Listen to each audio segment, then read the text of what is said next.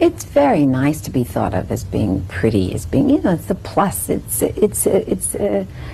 nice. It's not terribly important, but it is nice to have it in your favor.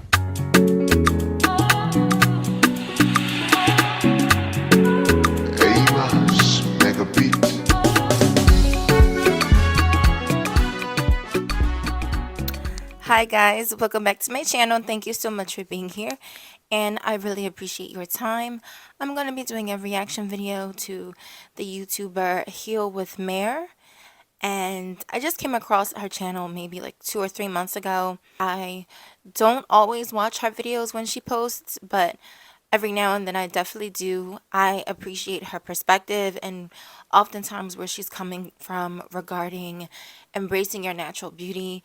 It's a message that I do my best to channel on my channel, as well as it's something I genuinely do feel is how pretty much the only way that Black women are going to heal and get to the point where many of us stop projecting and internalizing a lot of negative self-thoughts that cause us to act in ways that are causing self-inflicted issues that are counterproductive to a lot of the things that we actually want for ourselves. We have to really fix our self-esteem and the way many of us see ourselves personally before we can really start to act differently as well as interact differently with the world. We cannot change racism, we cannot change colorism, we cannot change misogyny or misogynoir, which is the version that's specifically geared towards Black women.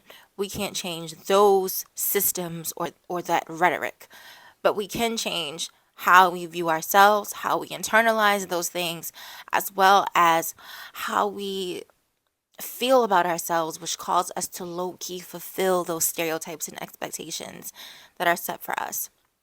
So I'm going to be playing her video, and I'm going to be pausing to react when I feel necessary. Alrighty, let's go. This video is titled, Wearing Her Hair Doesn't Make You Pretty, but It Makes Her Prettier. And if you think that they're prettier than you, then go ahead. If you want to continue to wear their hair on your head for special occasions, for your engagement photo shoot, for your graduation, for your baby shower, for your wedding day, and then when you want to look back at those pictures in years to come and your kids are asking you, Mom, why were you wearing wigs in all these pictures? I hope that you have a real solid answer. If anybody were to ask me about the wigs that I used to wear. First off, she's starting off the bag being real spicy. Again, I completely understand what she's talking about. I did not wear my actual natural hair on my wedding day, but I did wear a wig with a hair texture that was similar to my hair on my wedding day. And that's because ultimately I do feel that my natural hair, or hair that looks like my natural hair, or textures or curls and coils that are adjacent to my natural hair, is the best. So because I truly feel that way, that's why on special occasions I gravitate to my hair or hair that looks like mine. I specifically remember, I won't say who, but I remember on my wedding day, when my wedding party was, in the back rooms getting ready, someone commented to me that, this is how you're going to wear your hair? I thought you were going to do something else with your hair. And I thought that was strange because I know what they were basically saying. Like, it happens quick as a Black woman. You quickly learn how to, know or pick up on when someone is projecting onto you, or when someone is trying to use an ism against you, or some type of anti-Black rhetoric against you. You quickly learn to pick up on it. And when you become as good as I am, you learn how to quickly dismiss it and not internalize it and feel subconscious and all that other stuff. But that comes from me as a practice. But basically, they were surprised that I was choosing to wear big, poofy, fluffy hair on my wedding day, as opposed to a straightened style, some body wave curl, all the typical curls that we see, or hairstyles that we see Black women display on their wedding day. No shade to them, but we typically, this is something we all know in the Black community. For Easter Sunday, getting your hair pressed, picture day, getting your hair pressed. We know that that is a mentality that we have within our Black community, specifically the diaspora, not even just Black Americans, the diaspora. This is truly a thing as well with Black Hispanics, as well as with West Indian and Caribbean people. Special occasions equal straight hair. I think that kind of reverberates into other areas of our lives concerning us feeling, when I want to look the best, when I want to have a moment, when I want to feel the prettiest, I'm not going to go for my hair. I'm not even going to go for anything that looks like my hair. I'm going to go for extensions, weaves, bundles, wigs that are straight. So let's continue. Back in the day, I was rooted in like insecurity. I didn't think I was cute. I thought the other girls were cuter than me, and that's why I was wearing their hair on my head. Because I thought, oh, look at them, they get all this attention. Meanwhile, now that I'm natural, attention is not hard to come by. It's really not. And also, get to a place where you're not desiring people's attention or validation. Stop acting like your hair is a disease. Please. Channel, if this is your first time seeing. I'm gonna put on my blue light glasses. Okay. Not necessarily the look I was going for my video today, but it will do because I'm not trying to get no migraine. Okay. So, absolutely, when I wear a hair like this, first of all, this is not my natural hair. So I just want to say this is a wig. This is a wig that looks like my natural hair. I will address this later on in the video concerning wearing wigs that look like your natural hair. Textures. I'll address that later on in the video. But when I wear hair that looks like this, as well as my natural hair, that's when I find I won't say I get the most attention, but I would say the attention is the most concentrated. Like, I can see when I have on like a straight wig or like a body wave or like a loose water wave curl that people are looking at me because I'm attractive. But when I have huge, poofy, big hair, because it literally takes up more visual space, then I tend to be the center of attention, and they happen to notice all of my other beautiful features. And that is the appeal of natural hair that I think a lot of women don't necessarily think about. Our hair is long and it goes to the sky. It stands up. It's not down. It typically doesn't lay flat against our bodies. It goes out, it goes up, it goes back, it goes forward. Our hair, the way it literally protrudes from our scalp, is one of the unique details about it. And that is why when we wear hair that looks like our hair, whether it's actually a hair or it's a wig like this that looks like your hair, that it elevates you. It literally draws people to look like, what the heck is that? Like, did you see it? That's literally what it does.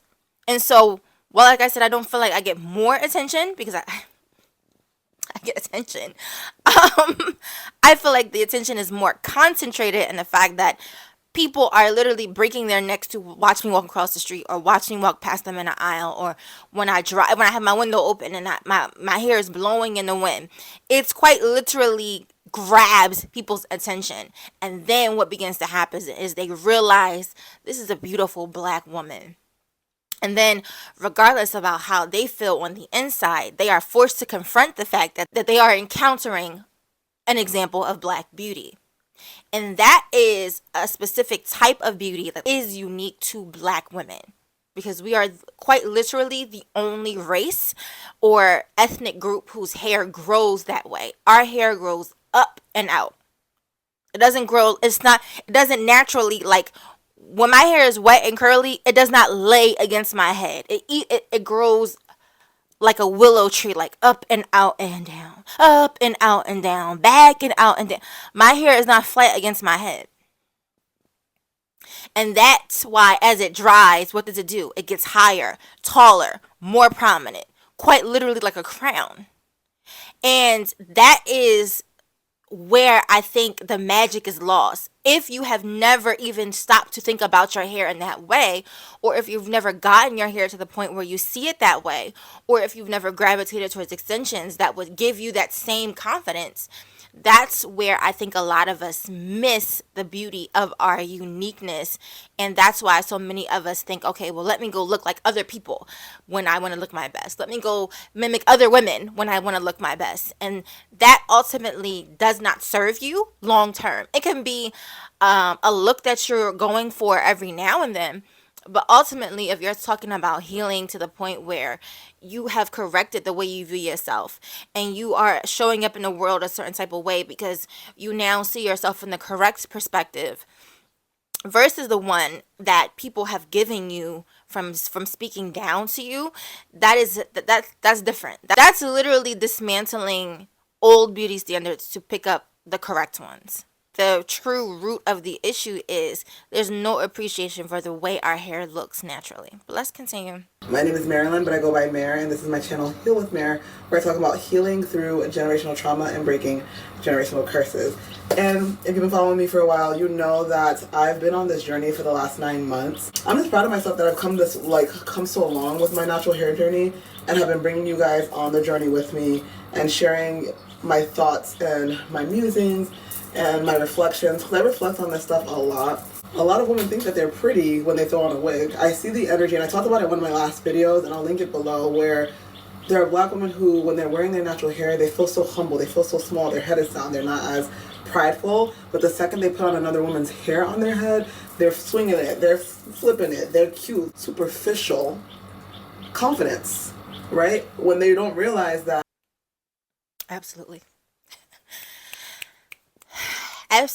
Absolutely. And just like what I was saying earlier, the root of that comes down to you fail to recognize the beauty that you, black women, you uniquely have. And that's why when you have on hair that represents the beauty standard that you've been told to have, in spite of what you should think about yourself. See, one of the privileges that I know that I have, that I oftentimes acknowledge on purpose, is that I had a very healthy background.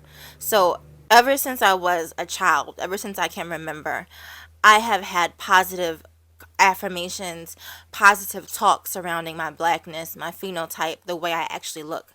My mom did an exceptional job with that. She did not play about my self-esteem. And so I grew up thinking a certain type of way about myself, believing a certain things about myself. And when I became a teenager, a young adult, a woman, I then interacted with the world and found out, like, oh, I'm not supposed to have high confidence. I'm not supposed to think I'm equal to a white woman, or maybe even better. Okay. I'm not supposed to want children that look like me. I'm not supposed to look in the mirror and I'm not supposed to participate in that. I'm supposed to think of myself as less than. I'm supposed to have a shrunken, small view of myself. I'm not supposed to want to have hair that blocks people's view in class. I'm supposed to want to make everything about myself smaller and shrunken as to not draw attention to the poor state of me being a black woman.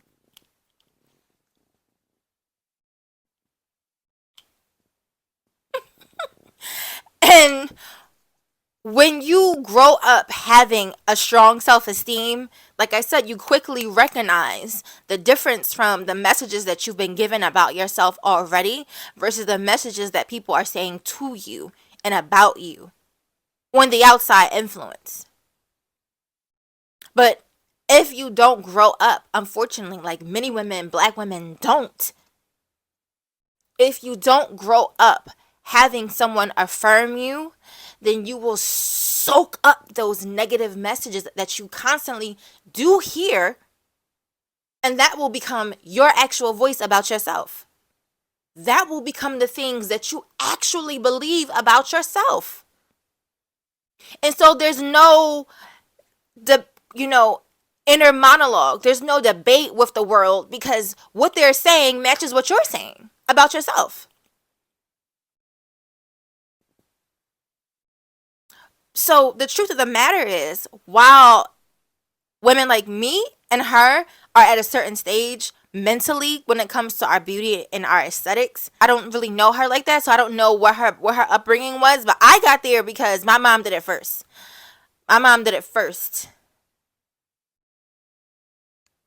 And then, of course, me being, a model and, having other people, on a superficial level compliment me throughout my life, of course that was helpful. Black women absolutely deserve to have compliments. Like, we don't live in a vacuum. Like, the same way other women get their beauty affirmed, we also deserve the same affirmations concerning our appearance. So never think I'm saying black women, it's your job to build your own self. No, like that's not real. That's not realistic. But what I am saying is typically black women don't come into their first few interactions with society with a high self-esteem because no one gave them those affirmations beforehand. No one even thought about it beforehand.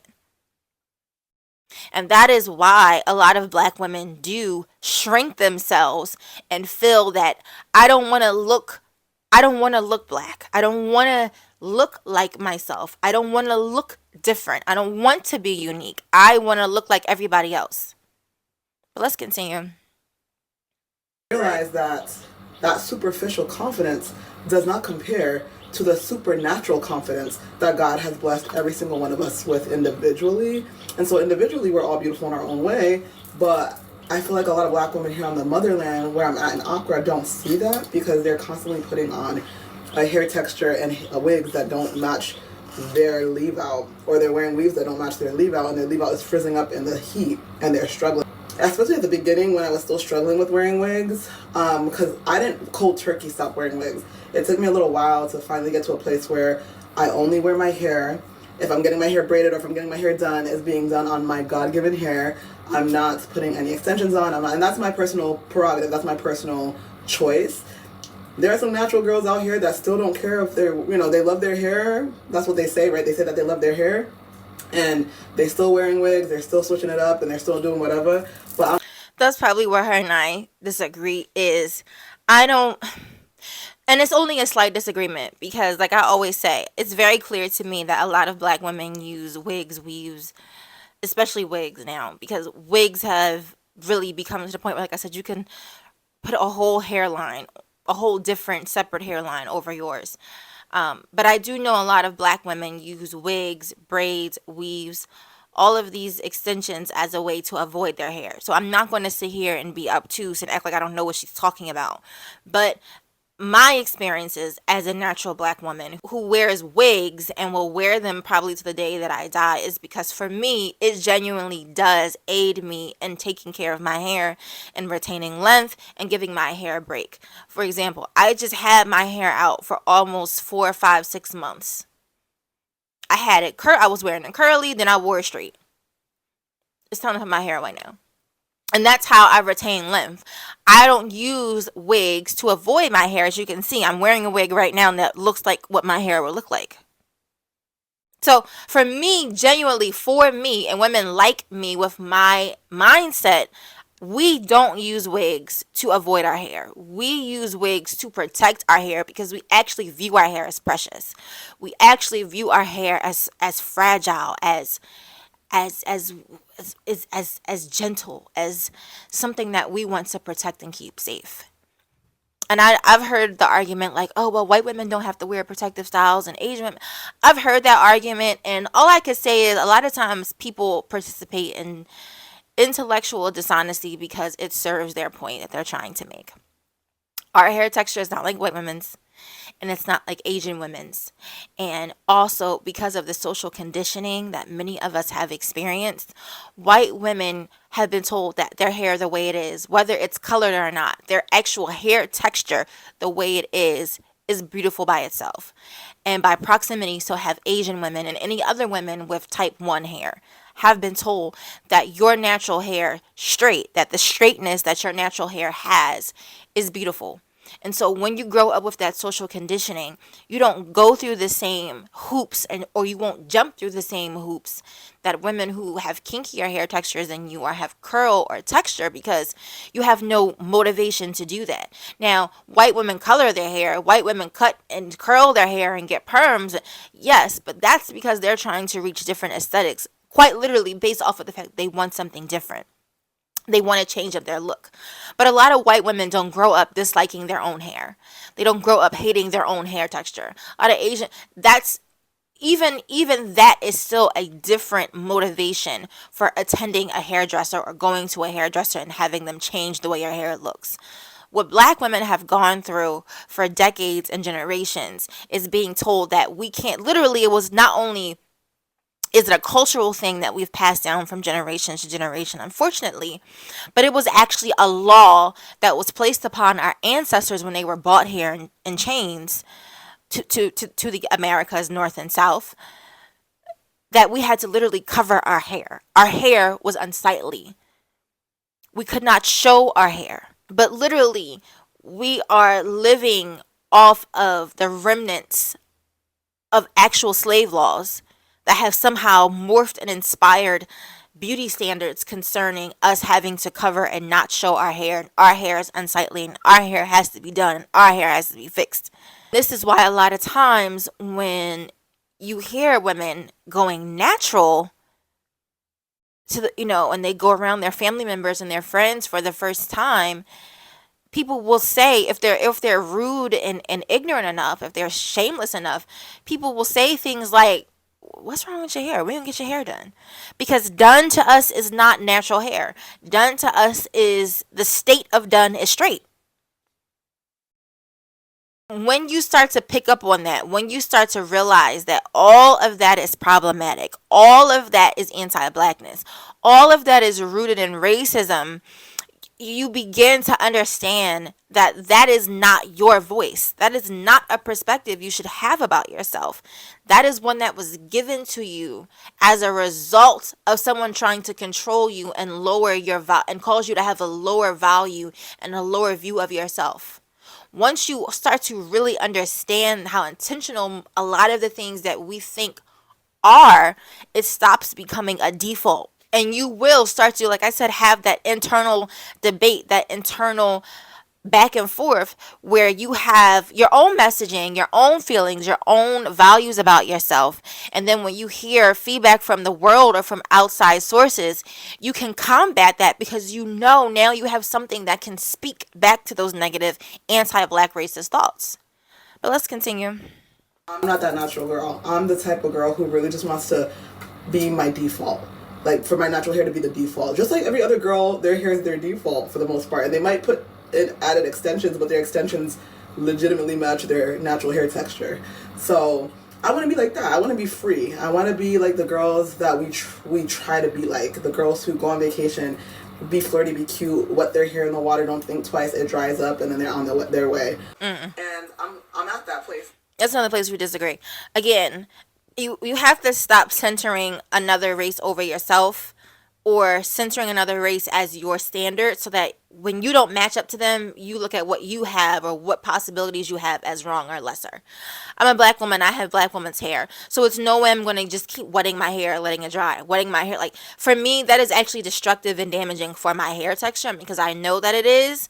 I would never idolize that or want to participate in that because it doesn't make sense for the actual science and texture of my hair.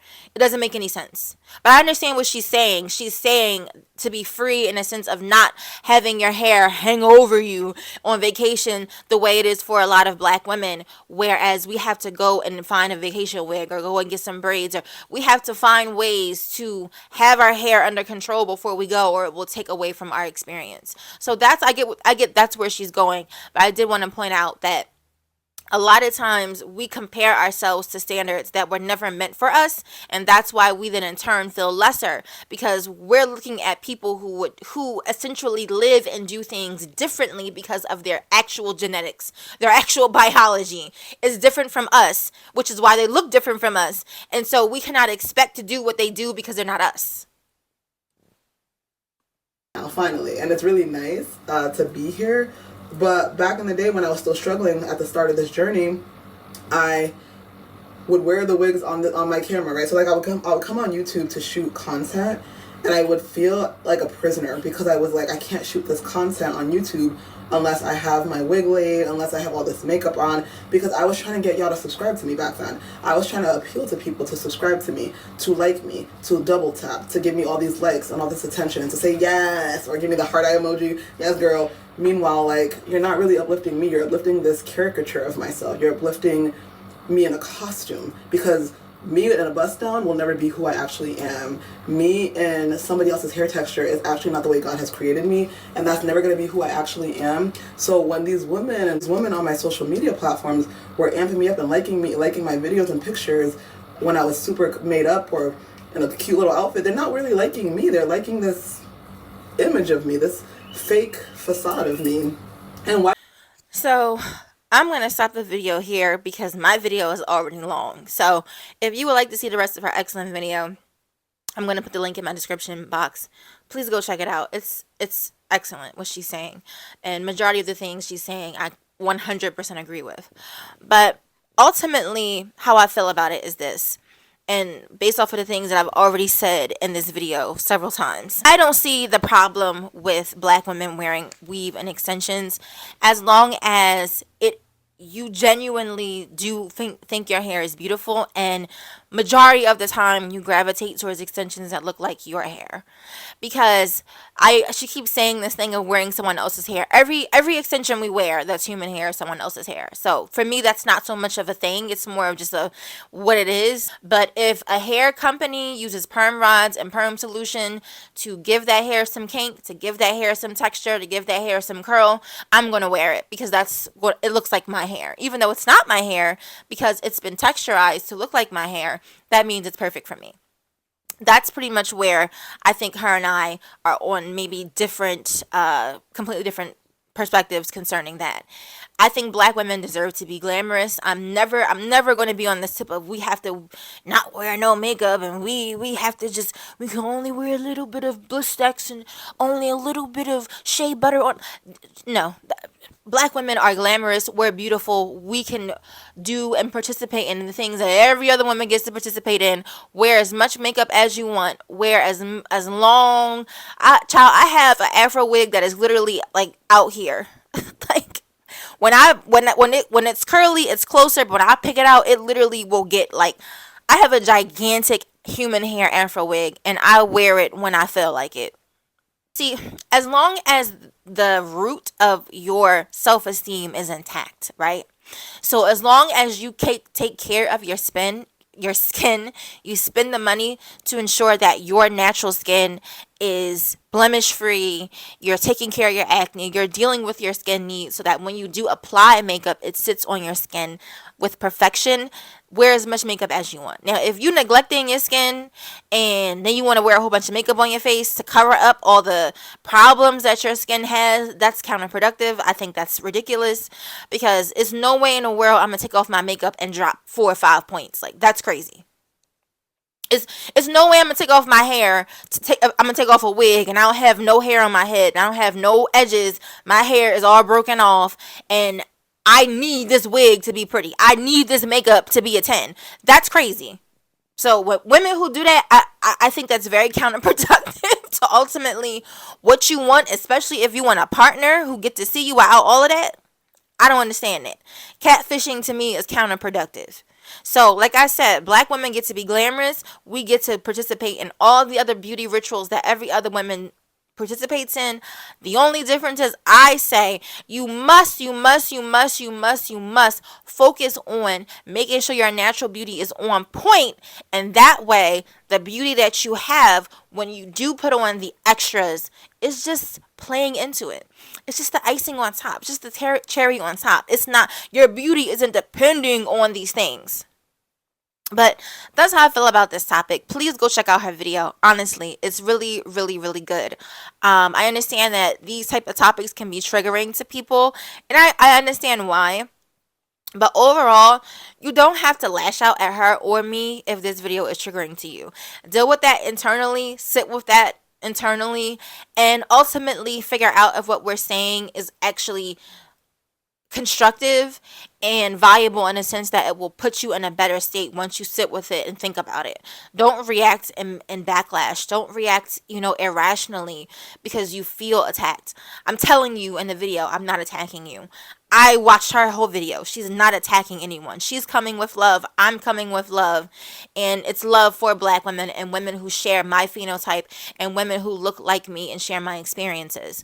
It's love for you because I understand you. Okay? So thank you so much for watching. Take care.